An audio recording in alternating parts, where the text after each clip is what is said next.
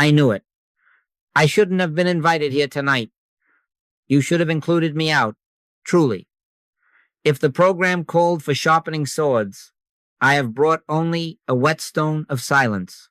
If we were to march, I've come without boots, yet here we are, and here is this subject that refuses to leave me alone, the way a hymn refuses to stop humming itself in your chest. We are not here to sharpen the sword. We are here to question why we're holding one at all. Now, don't expect much sense, only honesty. Honesty does the surgery. I merely hold the light. So let me begin with what will sound like blasphemy until you hear it ring true in your own marrow. God is no power, not a big power among little powers, not a clean power opposing dirty ones, not even the mightiest power doing battle with the second mightiest. God is no power because God is presence. Hear, O Israel, the Lord our God is one Lord. If one is all, what rival could appear except as a dream of separation? If presence fills all space, what is left over for an enemy to occupy? You see how our little minds love to make a duel out of the divine. We announce goddess power, and in that pronouncement we have manufactured a second power to make the compliment meaningful, like saying light is only light because darkness pushes it into virtue. Nonsense. Resist not evil, said the master. But we heard, resist it cleverly, resist it with quotations, resist it with a louder voice. We turned his red letters into red flags and charged. Tell me, has it worked? Do you think it is the God self of us that needs enemies to stay in shape? Or is it humanhood fussing and fidgeting so it will not have to be still? This evening I offer no debate, only a path walkable, testable, quiet. From battle mind to breath, from clutching to beholding, from shouting God is on my side to discovering there is no side to stand on because the circle of presence has no edges. You will not be asked to believe anything you cannot feel settle in your own bones. I promise a presence. You can sense the way you sense the ocean before you see it. A hush that makes argument as out of place as a drum in a nursery. But first, the question that pulls the sword from our fingers. If God is one, what exactly are we fighting, and with what? Are we swinging at shadows cast by our own fear-standing lamp? Are we parrying with opinion, thrusting with memory, lunging with the body's alarms, imagining that clang is holy? If the battlefield is set up inside humanhood, the anxious self with its palaces of preference and its little altars, to me, is the field not dissolved when we step out of humanhood into godhood. The kingdom of God is within you, within, not across, presence, not power. Do you hear it?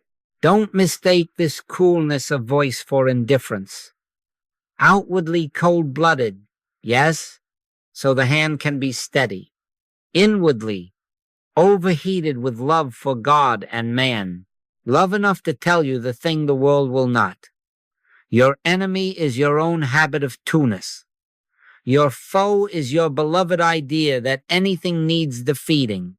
If presence is what is, then fighting is what imagines. And we have been very imaginative. So let us put down the sharpener tonight. Let us laugh just a little at the seriousness with which we polish our causes. Then ask softly, who gave me this sword? Who said I needed it to keep God safe? Be still and know that I am God. Be still first, know after. In that stillness, you will meet not a force, but a fact, not a contest, but a completeness. And once you have tasted that completeness, you will not argue for it, you will rest in it, and the need for enemies will have no place to sit. Let's twist that Bible upside down, and in doing so, set it upright. We have said all our lives, God is all-powerful. and at the applause line we did not notice the trapdoor open beneath it, for the very sound of power presupposes something to overpower. I counterweight the balance, an adversary to justify a victory parade. Do you see it? We crowned God as the mightiest, and in the coronation we snuck in a runner-up. But hear, O Israel, the Lord our God is one Lord. One does not wrestle anything, not because one is stronger, but because nothing stands apart from one to engage it. Presence is not a contender. Presence is the field in which no contest can arise. Do you think infinite love needs leverage to move a heart, as if love were a crowbar and your neighbor's stubbornness the nailed-shut crate? Does omnipresence push and pull, as if God were a tide that must time itself against the moon?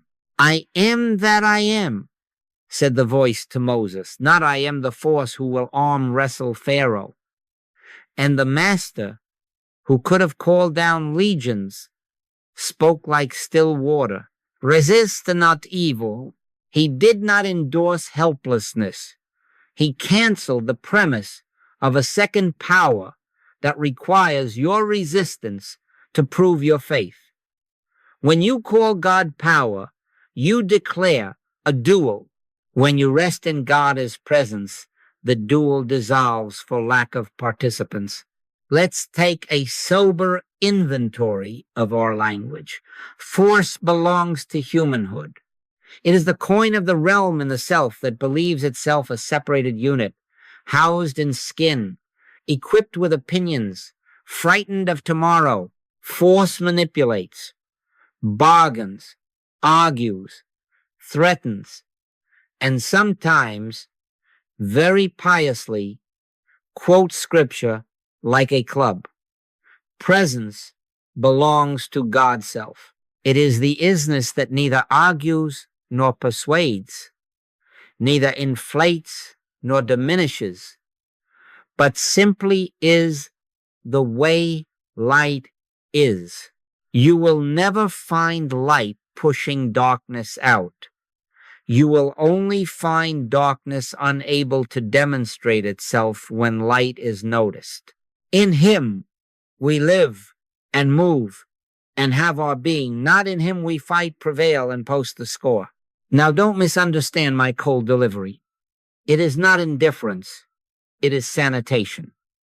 We must sterilize our thought of the infection of two-ness.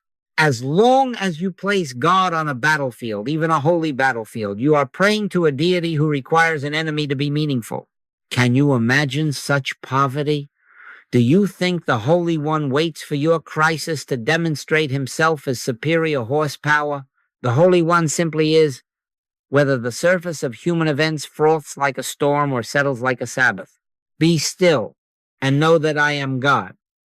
Be still and find that stillness needs to conquer nothing to be itself. Let us rephrase our piety tonight. Instead of God is power, say quietly within, God is presence. Instead of God will overcome, try, God is here. Watch the alchemy of words reflected in your pulse. Power ignites adrenaline. Presence loosens the fist. Power invites you to become a junior partner in combat. Presence invites you to drop your application and come home. When the fantasy of two powers is removed, the battlefield evaporates, not because one army was routed, but because the map itself was a scribble made in a dream. You may ask, but what about the evils I see? I will not insult you by denying appearances. I only ask you to redefine them. Are they rivals to God, or are they motions on the screen that seem to require your sword? If you stand in the cinema and slice at the villain, have you not mistaken projection for presence?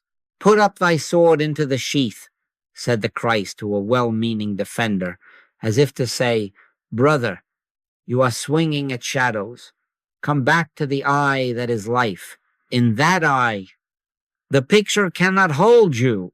So let's make a pact for this hour. We will not people the universe with two causes.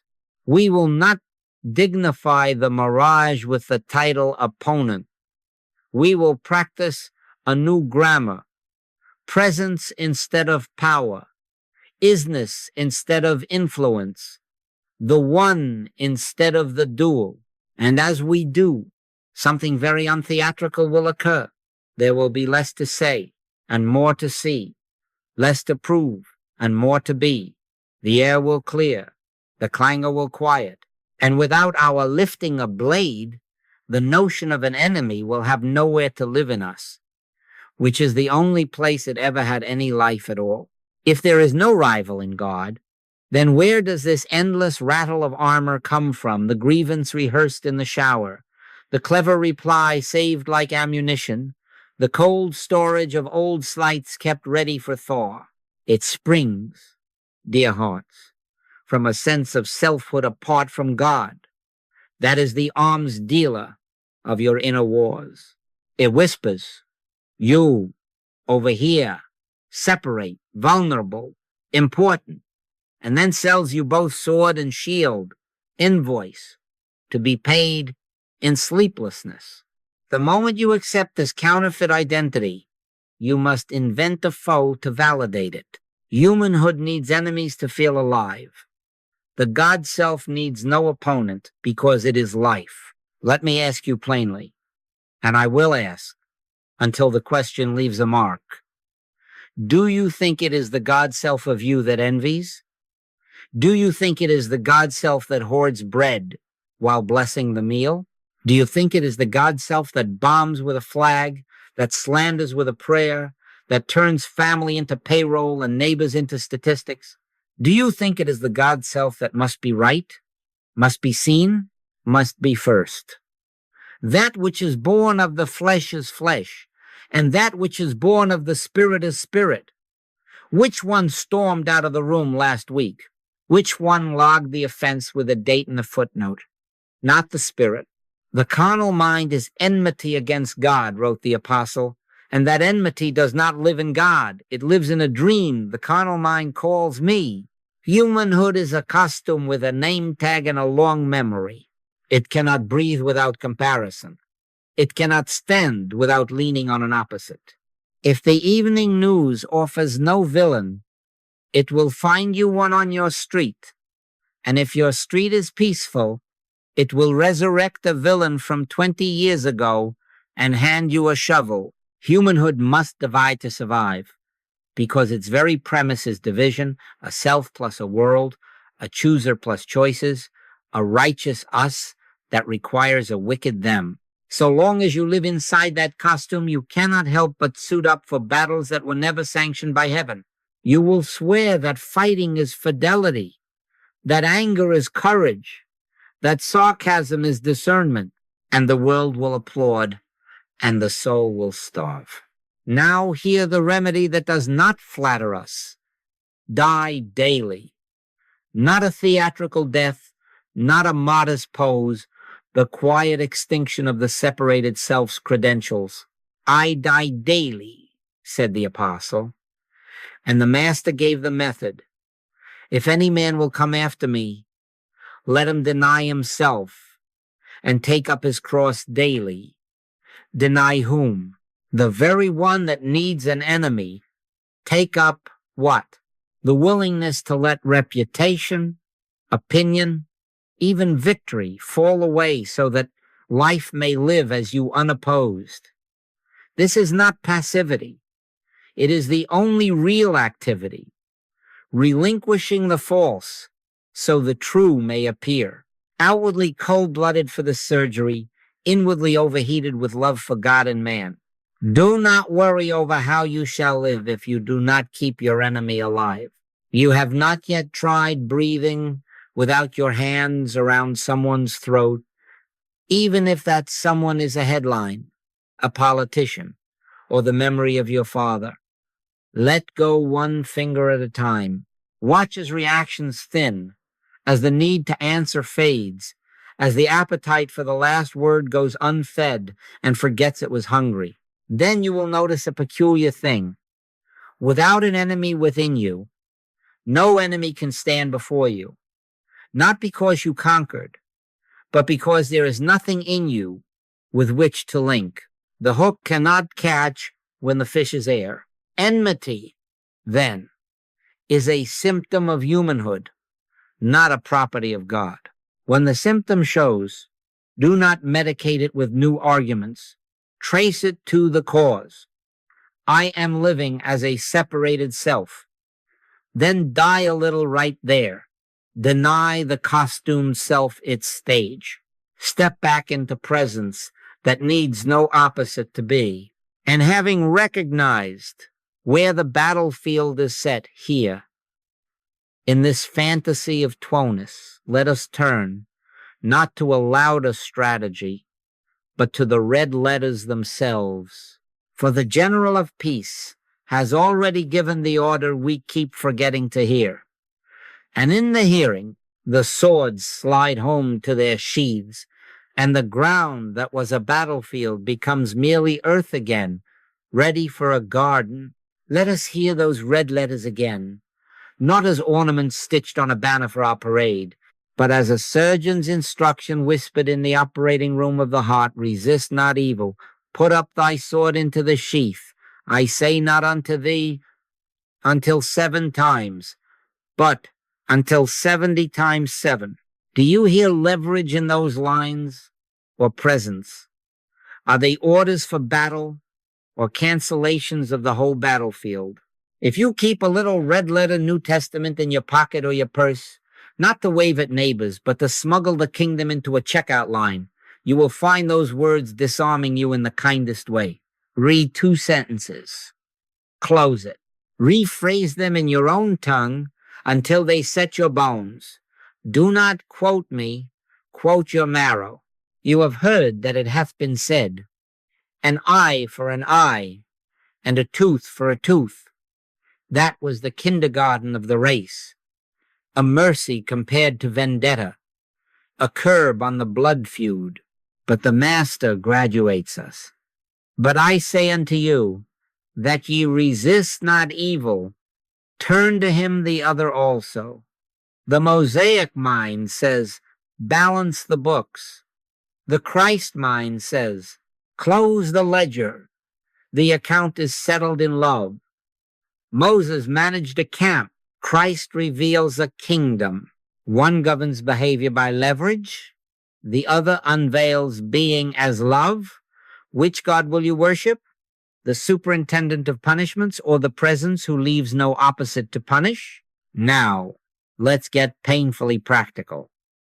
Put up thy sword is not a museum piece for Peter's scabbard. It is a present tense order for your inner court.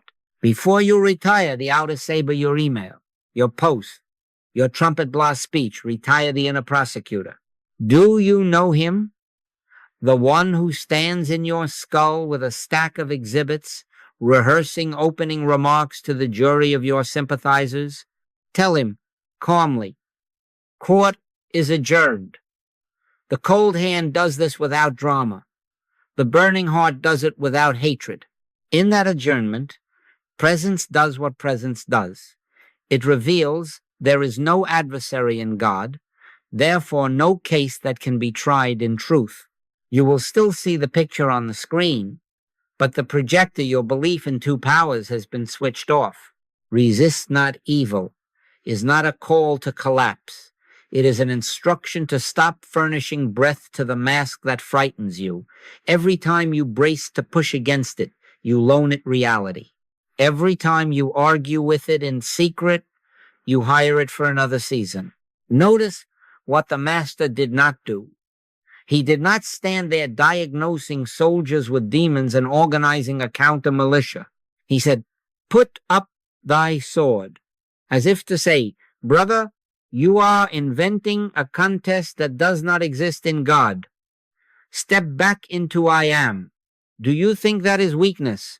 Or could it be the only strength that is not secretly fear with a gym membership?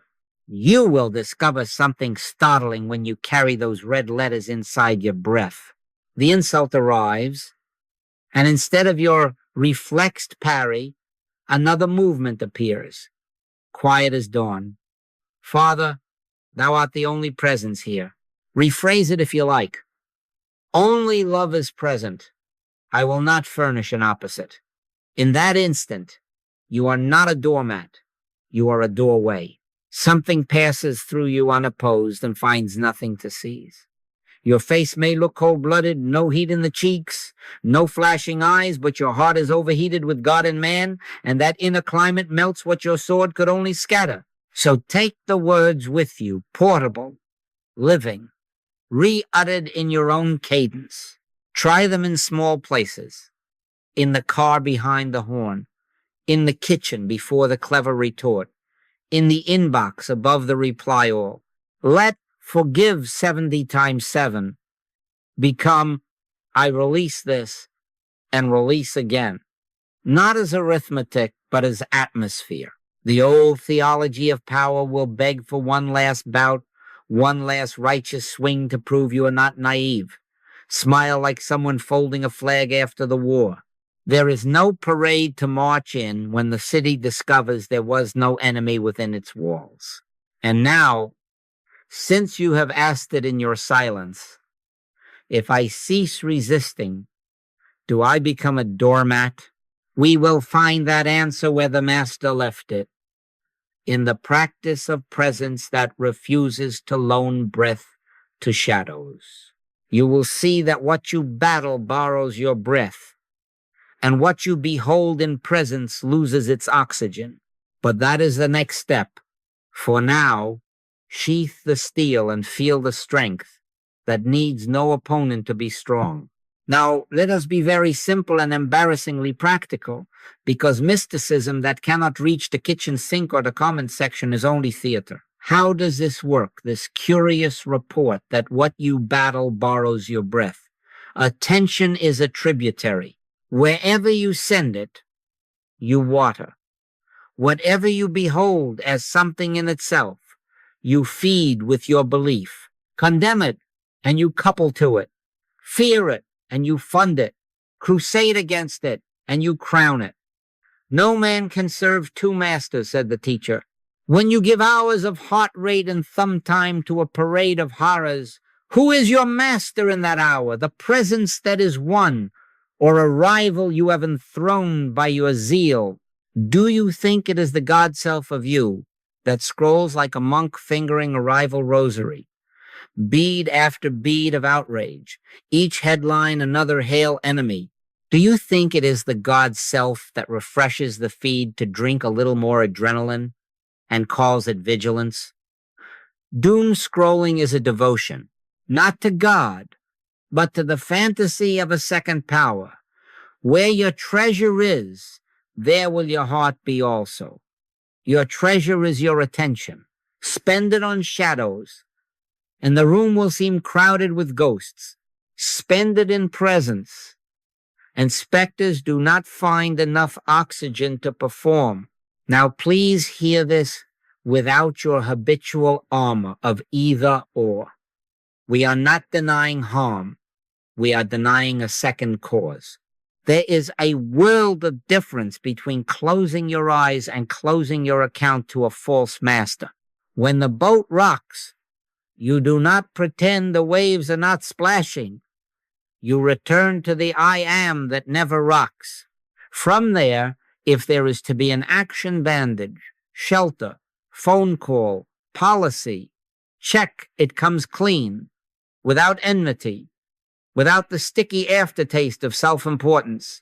Be not overcome of evil, but overcome evil with good.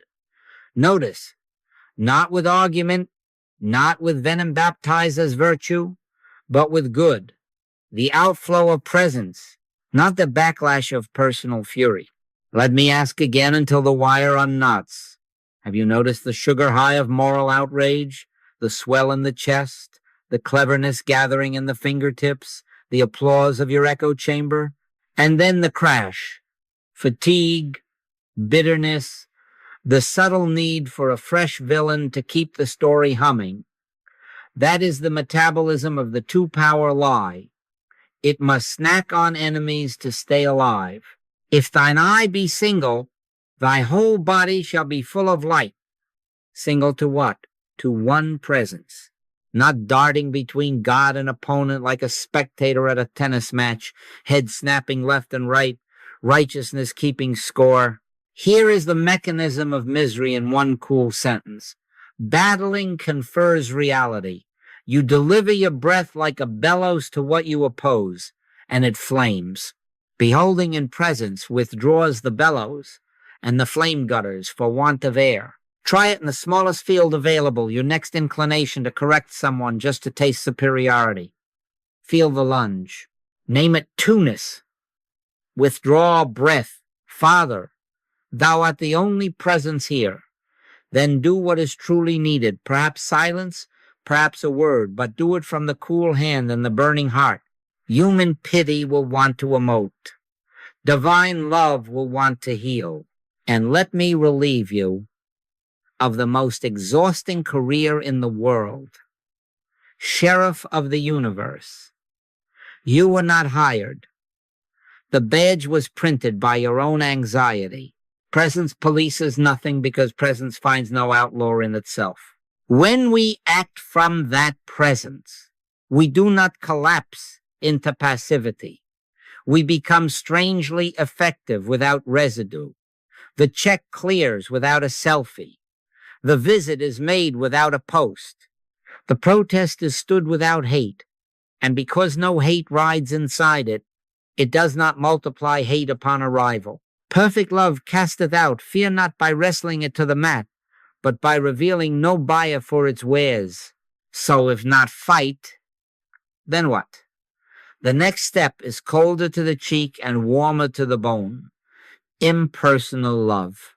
Not pity's damp hand, not the heat of tribal loyalty, but that universal affection that refuses to borrow a sword. It looks cold-blooded because the face does not contort. It heals warm because the heart is overheated with God and man. We will come to it. For now, practice sobriety with your attention. Refuse to tithe your breath to shadows. Turn the tributary toward one. Behold, rather than battle.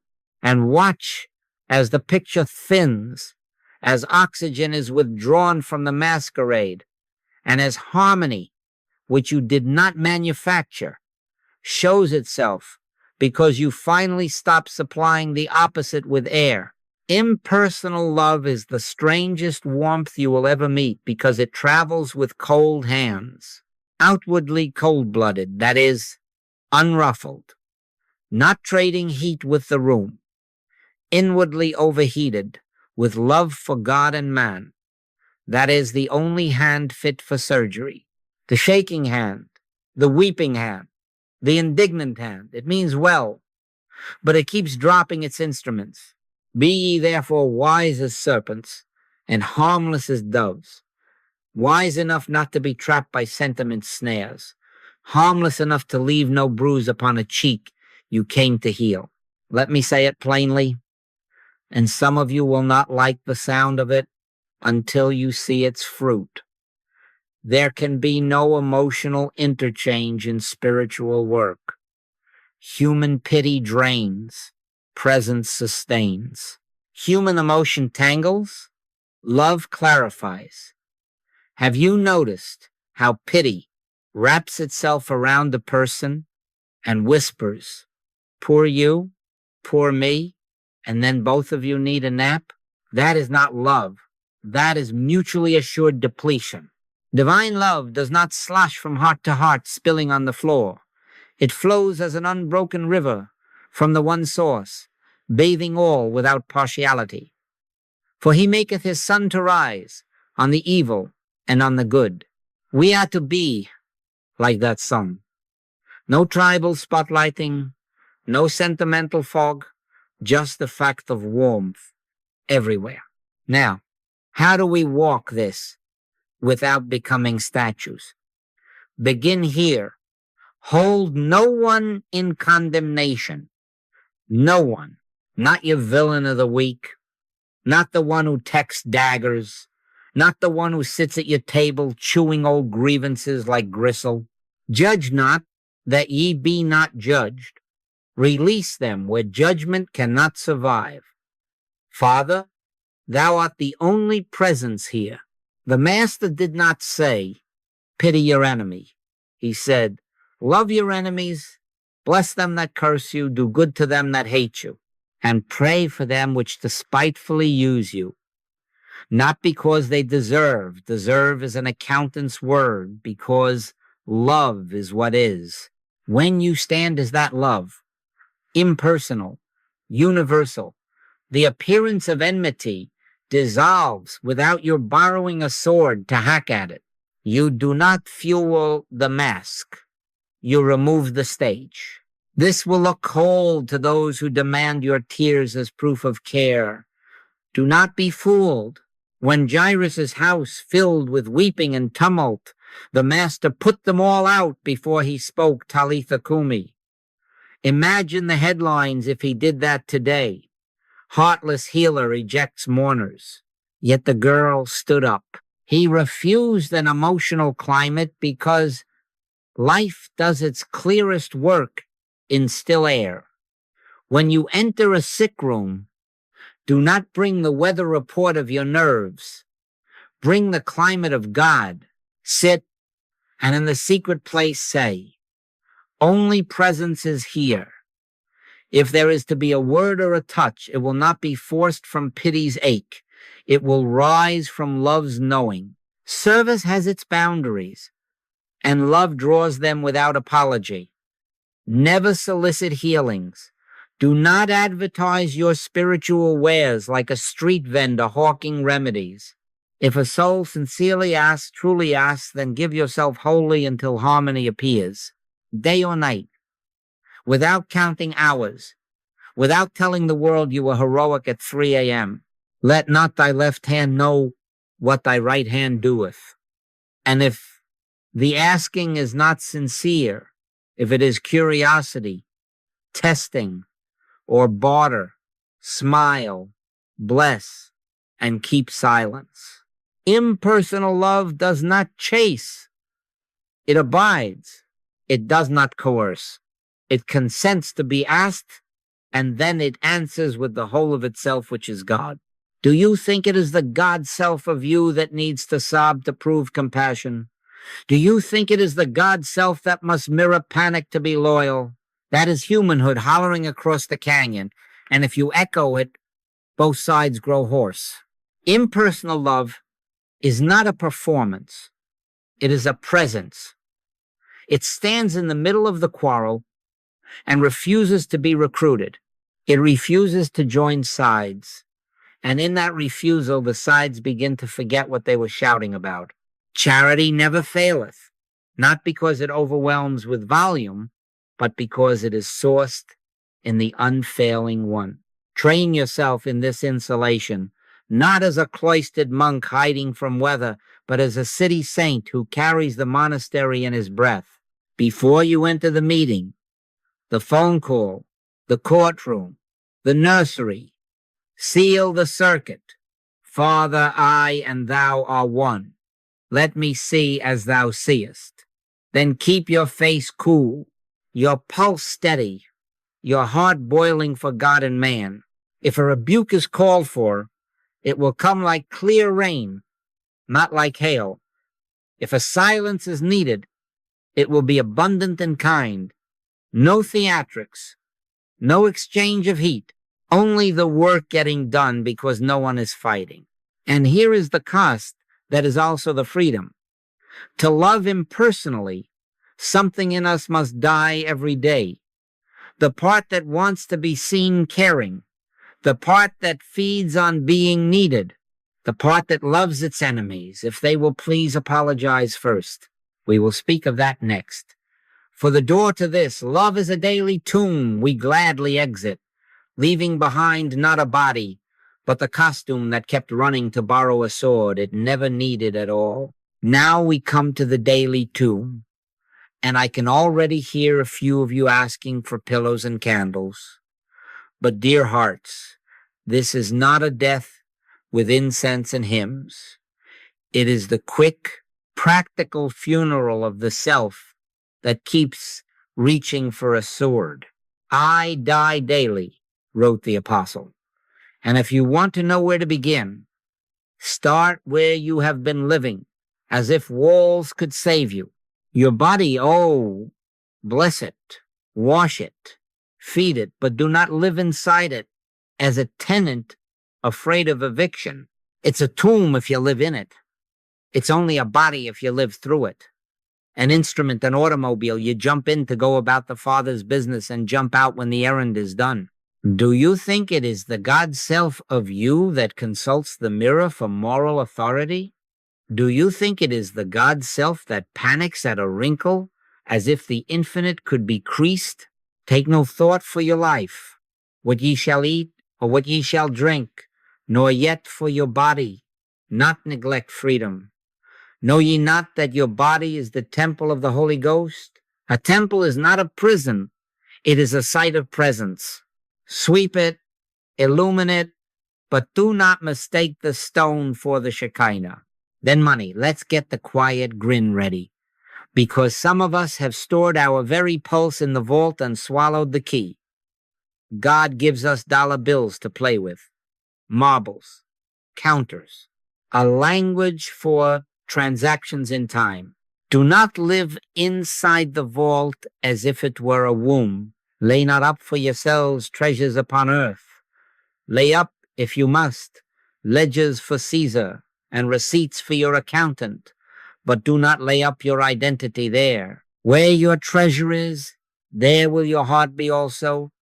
And if your treasure is compression wrapped in a safe, you will find your heart wheezing too. Do you think it is the God self of you that counts zeros like rosary beads? The Christ told of a man who built bigger barns and called himself secure, and God addressed him, thou fool, not because he owned barns, but because he tried to live in them. Keep your barns, move your heart out, and opinions, oh, bless us all. We have been breathing the fumes of being right so long we call it air. Knowledge puffeth up, but charity edifieth. Try an opinion fast. Trade the intoxication of rightness for the sobriety of presence. Let every man be swift to hear, slow to speak, slow to wrath.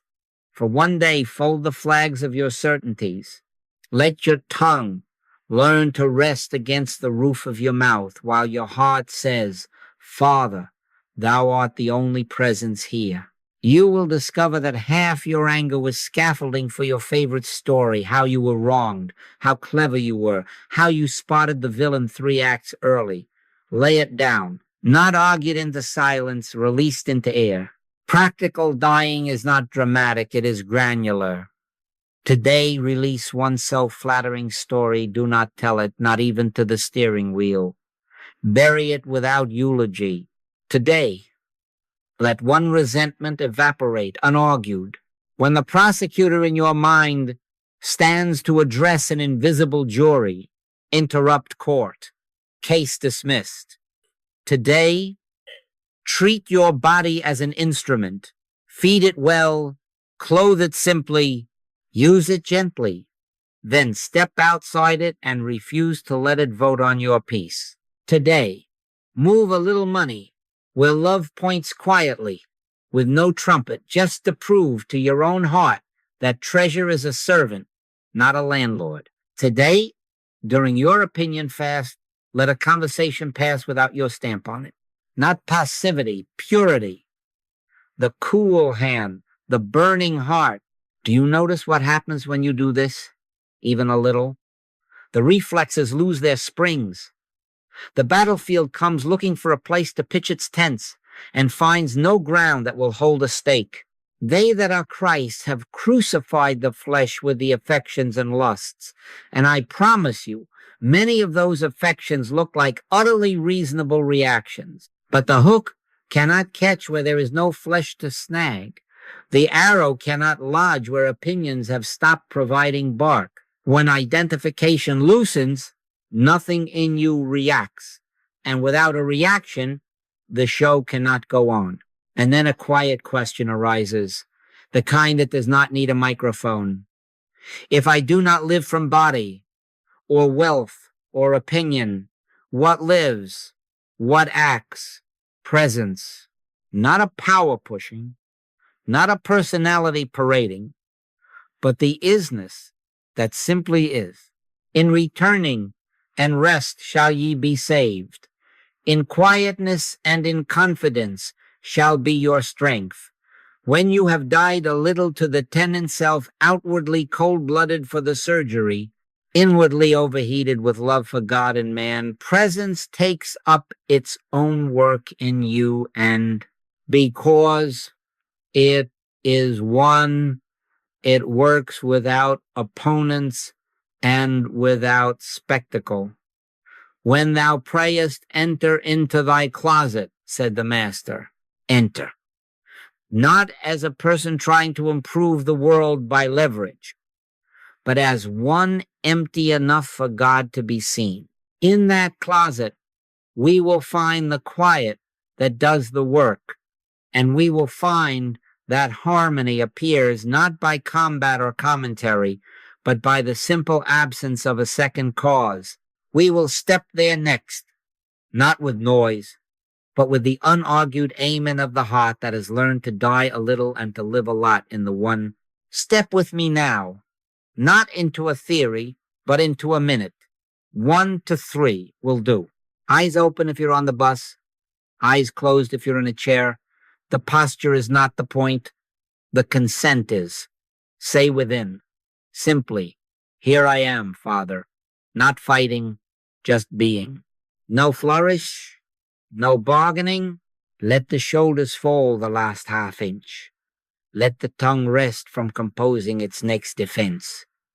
Be still and know that I am God. Not do, know. And in that knowing, let the quiet begin to do what quiet does. It reveals there is no adversary in God. Now let the breath carry a red letter across the threshing floor of your chest a few times only, not as a charm, but as a reminder from the Master walking on waves. Inhale, fear not. Exhale, it is I.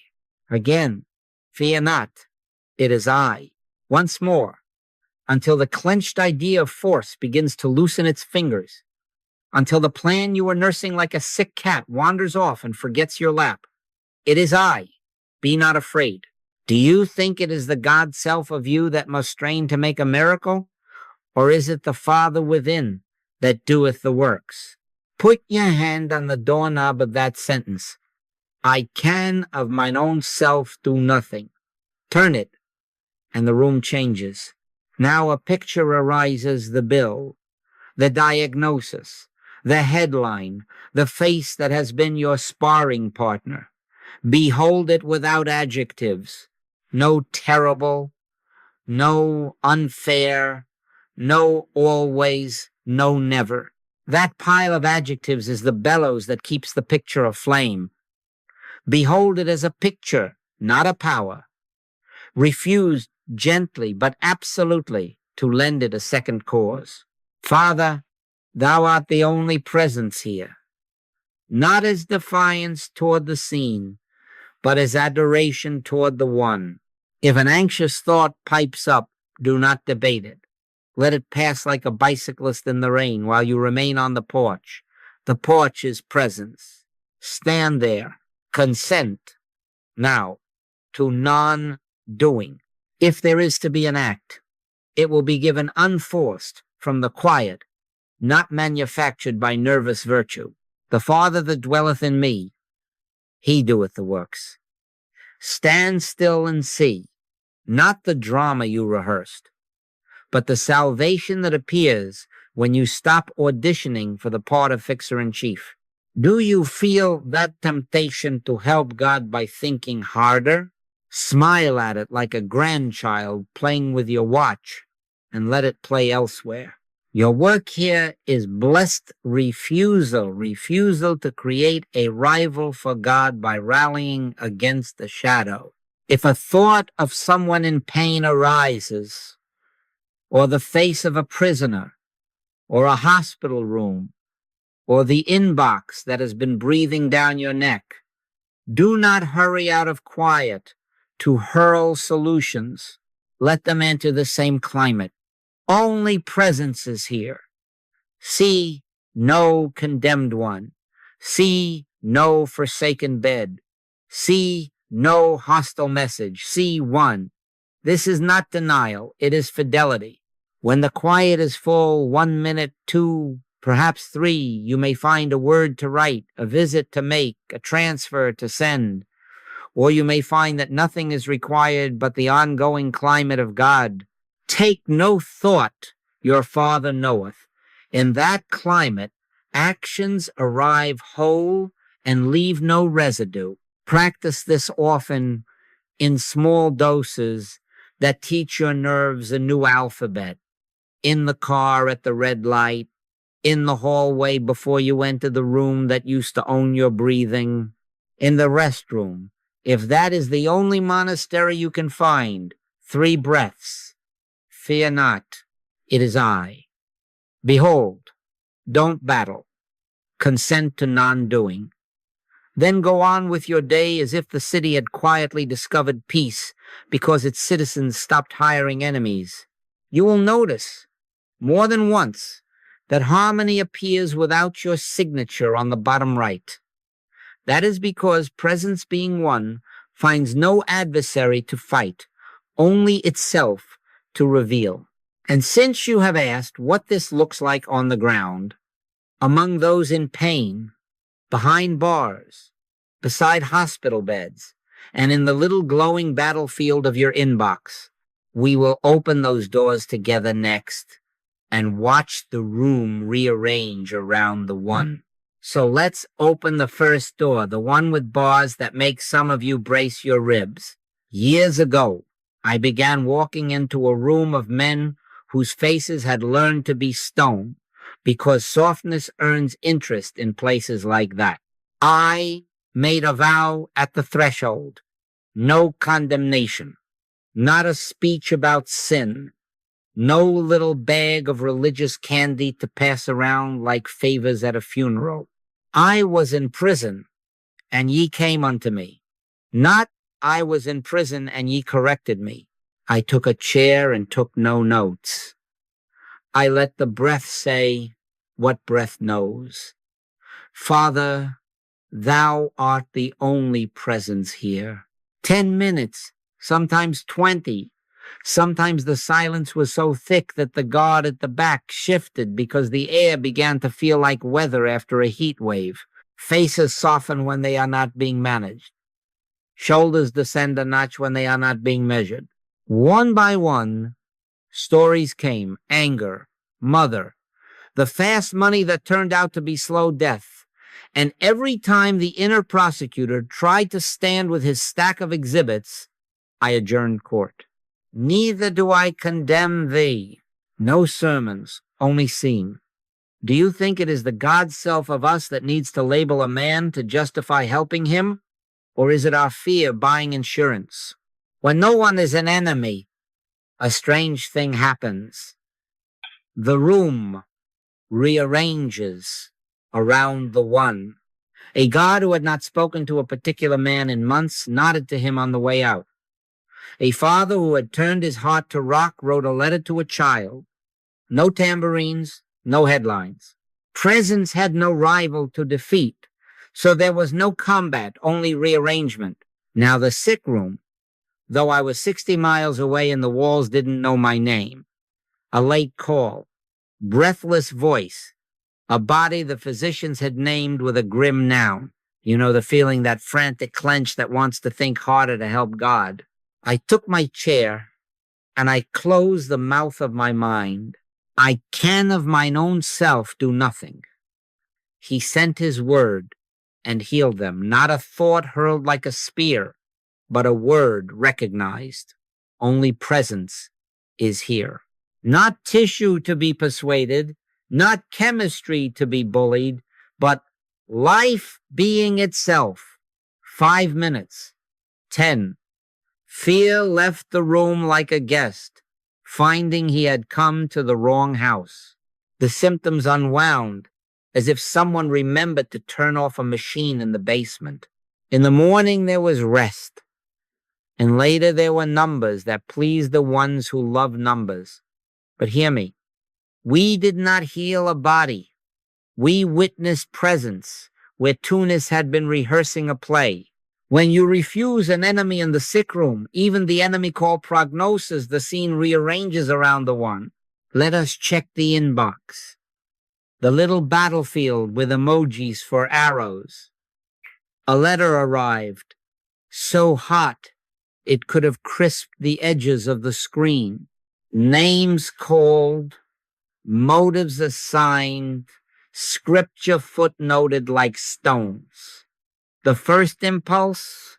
Oh, you know, it composed the clever counterpunch, screenshot the moral high ground, copy a few allies for applause. Agree with thine adversary quickly, whiles thou art in the way with him, said the master. Not agree with a lie, but agree with no battle. I set the device down and entered our minute. Father, thou art the only presence here. I answered not to the insult, but to the image of separation. 2 sentences, clarity, not defense. A question, not an accusation. A blessing, not a barb. Within the hour, a second letter came, thinner with heat and thicker with humanity. By day's end, a phone call ended with, I don't know why I was so angry. I do. Tunis, starved for air. Here is the discipline underneath these little parables. Never argue with appearances. Do not arm wrestle the picture. Stand in one and let the picture look for oxygen it cannot find. Be not overcome of evil, but overcome evil with good. Good is not performance, it is presence unveiling itself. In prison, in the sick room, in the inbox, you refuse an enemy, and the scene rearranges around the one. Not always with fireworks, not always on your timetable, but always in the degree that Tunis is not secretly smuggled under your coat. And now, a warning delivered, with a smile and a finger tapping my own chest. These rearrangements arrive, and we feel taller. The personal self buys a little mirror and checks it twice, healer of the inbox, whisperer to prisons, friend of sickbeds. Lord, even the devils are subject unto us through thy name. Do you remember the Master's reply? Rejoice not that the spirits are subject unto you, but rather rejoice because your names are written in heaven. Beware the second sword, that polished blade of pride that wants to march in a parade of proofs. Sheath it quickly, die daily, even to your success. For in the next step we shall open the invisible traps that rearm the two-power lie, and we will learn to walk so lightly that even victory leaves no footprints in the snow. All right, let's open the cabinet where the polished traps are kept, the ones that look like virtue when the light hits them just so. The first is spiritual pride. That delicate perfume, the personal self-dabs behind the ears when the room rearranges, and we were sitting there while it happened. Lord, even the devils are subject unto us through thy name. And the next sentence we do not hear is the Master's. Rejoice not, but rather rejoice, because your names are written in heaven. The start of the spiritual life is a lovely state of self-deception. Even in his light, I must puff. Did you hear it? In his light, I must puff. A healing here, a reconciliation there, and the mirror comes out from under the coat. Do you think it is the God self of you that reaches for the mirror? Do you think it is the God self that wants to compose a testimony that sparkles more than it prays? Let him that thinketh he standeth take heed lest he fall. The antidote is John's old prayer in a young voice. He must increase, but I must decrease, not groveling displacement. Let the sun rise. Watch your candle become unnecessary, and then the mercy disguised as midnight. When the tricks of the personal self, its earnest strategies, its admirable disciplines go quiet because they stop working and there is nothing to push with, and no fantasy of leverage left. That is not God leaving. That is the last scaffolding falling away. I can of mine own self do nothing. Say it, not as drama, but as discovery. In that dark night, outrage sputters because it cannot find a wick, and pride sits down because there is no parade. Only presence remains, and it turns out to be enough, more than enough, without a rival to wrestle.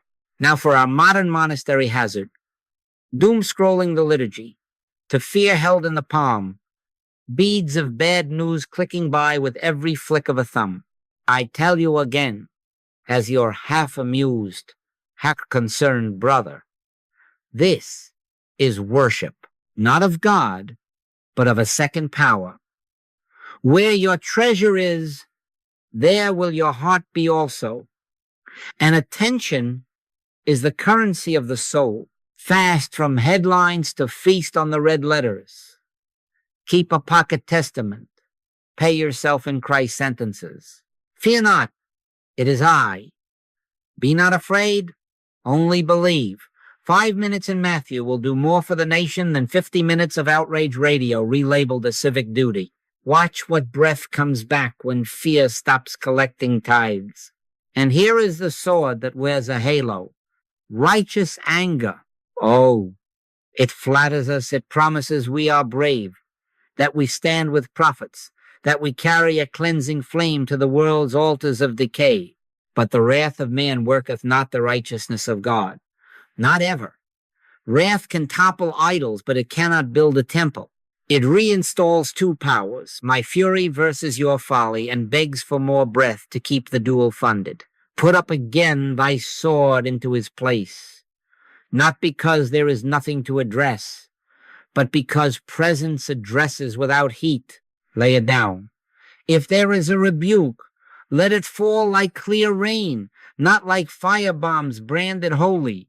Now the practice that turns traps into doorways. When the heart begins to swell at a compliment, at a result, at your own eloquence, whisper, no second power. And let the swelling subside into gratitude without a self to attach to. When the thumb twitches for headlines, say, no second power, and touch the red letters instead. 3 lines of Jesus will starve an army's worth of anxiety.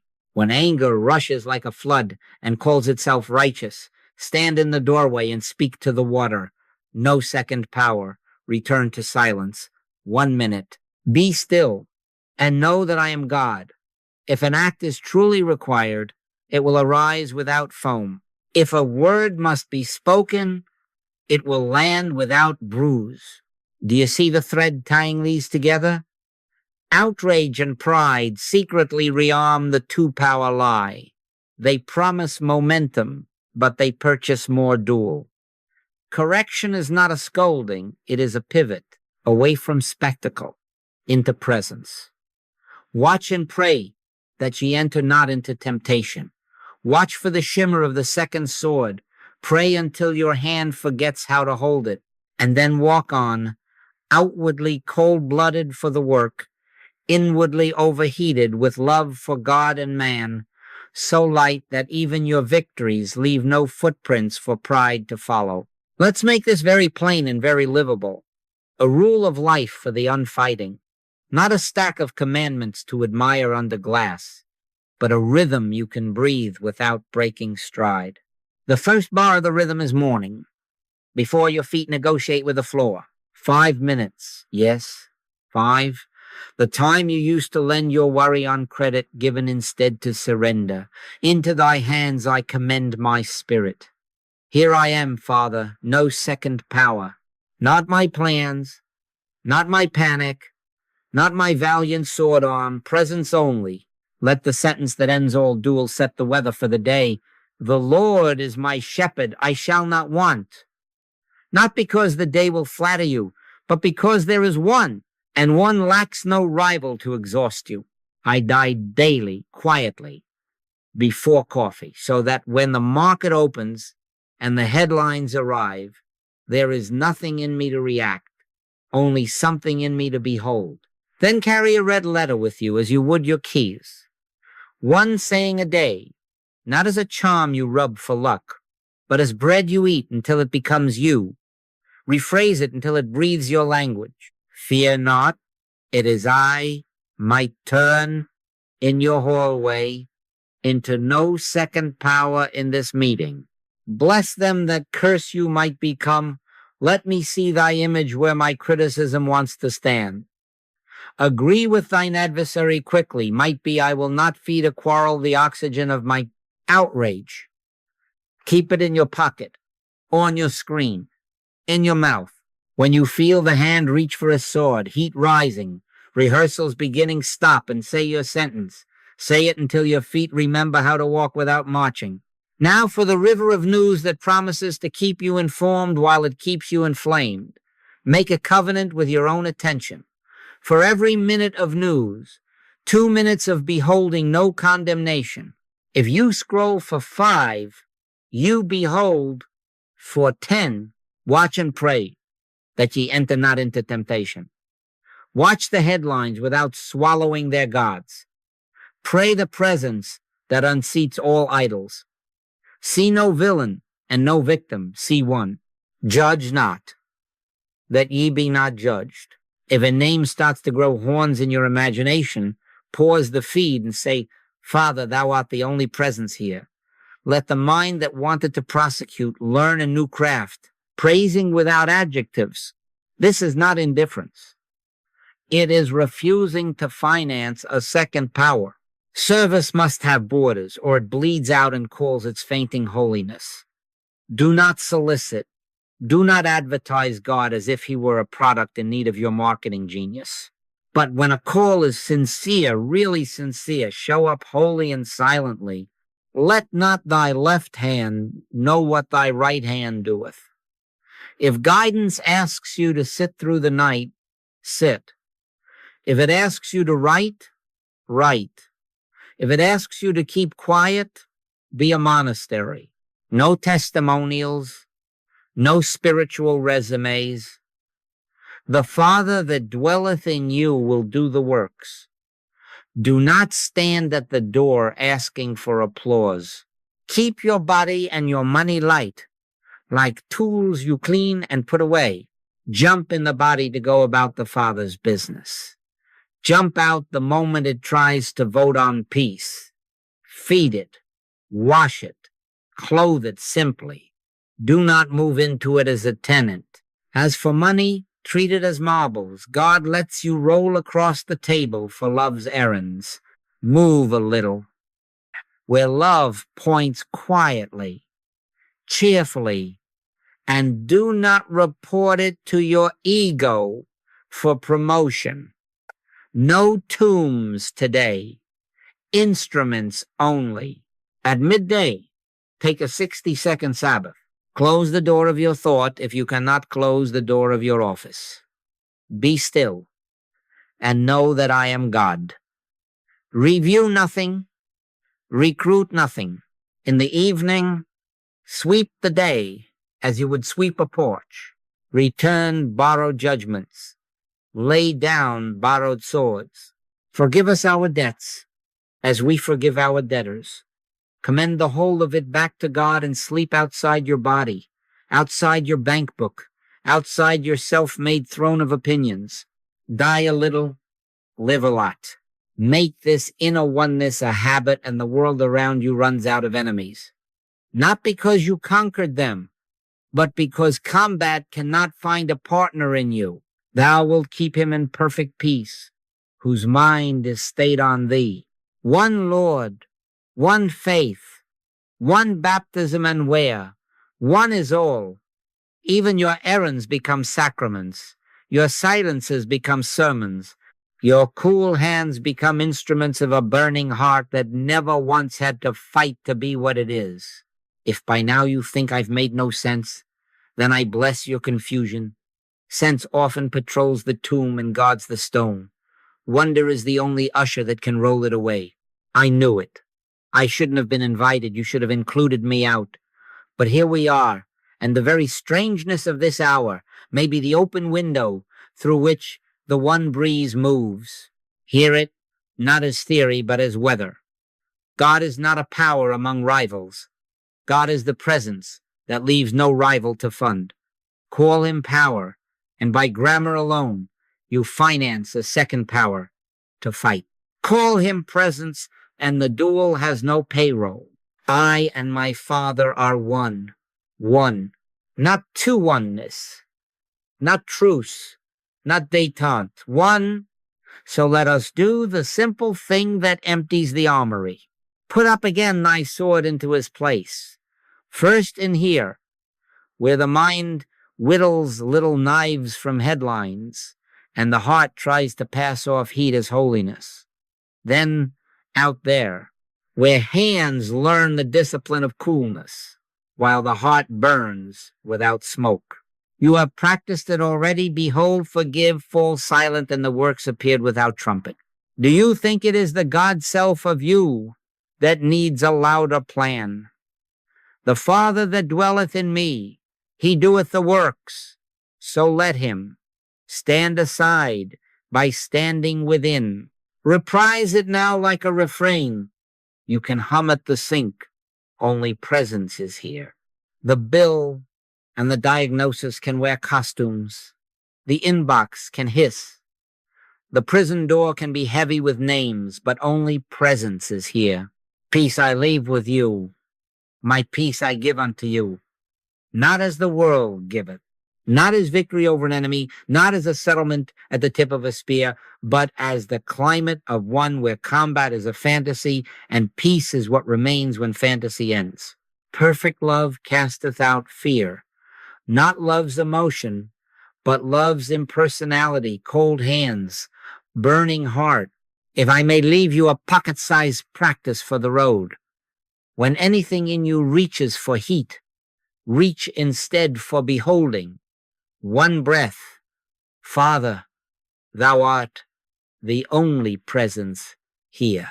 Then forgive, not as magnanimity from your throne, but as obedience to reality.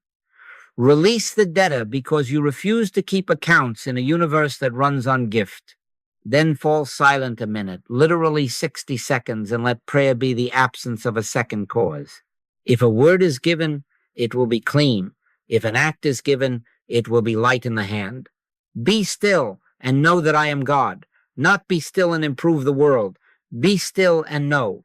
Knowing does the improving without the scorch marks of your heroism. Walk out of here, outwardly cold-blooded, steady, unhurried, too simple to be baited, yet inwardly overheated with love for God and man, the kind of love that keeps its sleeves rolled and its pulse quiet. Let there be.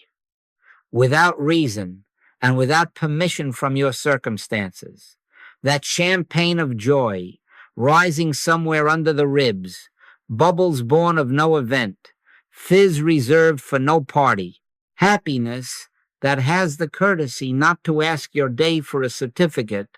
Thou wilt keep him in perfect peace, whose mind is stayed on thee. Stay and be kept. If anyone asks you, what changed? Say gently, nothing and then everything.